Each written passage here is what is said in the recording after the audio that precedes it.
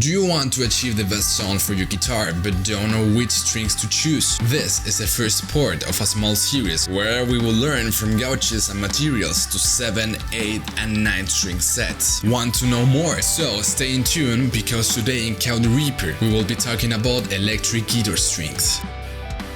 To start, let's talk about our guitar scale. We will define scale as the length of the string measured from the bridge to the nut. Here the variations comes in if your guitar has a short or long scale, as this determines the neck's openness, the position of each fret and the distance between them. Depending of this distance, the string's intonation can be precisely measured, and from this is deducible that a longer scale has frets more spaced from each other. The long scale is approximately 25.5 inches, allowing for a 24 fret neck, while the short scale is 24.75 inches, accommodating 22 frets. Common short scale guitars include the Gibson SG and Les Paul, and for long scale, most models in Ibanez, Jackson, among others. If you want standard tuning on a short scale guitar, you should know that this will mean less tension on the strings. Therefore, it's better to choose thicker strings to compensate for its lack of tension.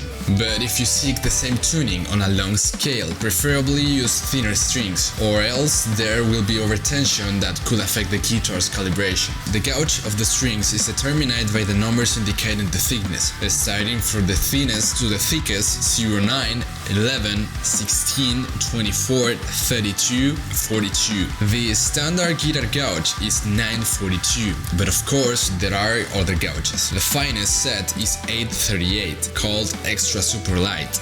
This set has the advantage of allowing a lower string height, as the string oscillates much less, meaning it doesn't bounce as much against the neck. These strings favor speed of execution. Legato playing and bends are much easier to execute. Compared to thicker gauges, these have less consistency to play because if not used on a long scale guitar, they will have less sustain, lose tuning more quickly when finger picked, and are easy to break. The sound is thin and bright, but without good technique, execution can be super complex. Therefore, they are not highly recommended for beginners. One of the best gauges for beginners is 0942, called Extra Light. Compared to 08 gauge strings, these are much more comfortable to play, as they can be set to a low height without losing sustain and without endangering tuning every time a bend is executed. In this case, it's a bit more challenging for a string to break while playing, although it can still happen. Like the previous ones, it is recommended for a long scale guitars for greater versatility. The 1046 gauge, called Light, can be considered an intermediate between the thinnest and the thickest gauges. They are very versatile for use on both guitar scales, although clearly this will be a bit more challenging to play on a long scale due to the higher tension. This gauge offers a sound with a lot of brightness and body, and it's suitable for rhythms, solos and arpeggios because they hold tuning very well. From here we can refer to the examples I'll show you as thick strings, as they are more common for altering standard tuning and taking it from a semitone to a whole tone lower. Called medium, the 1152 strings offer a clean and round sound. On a short scale they have some handling,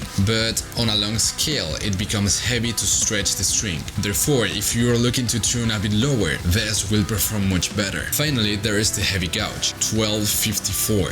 This gauge is special for low tunings, offering a very heavy and bass-loaded sound. In the next video, we'll talk about the materials the strings are made of and how this affects durability and sound quality. Don't forget to subscribe to stay tuned for the upcoming videos. Thank you so much for watching, and we will see you in the next one.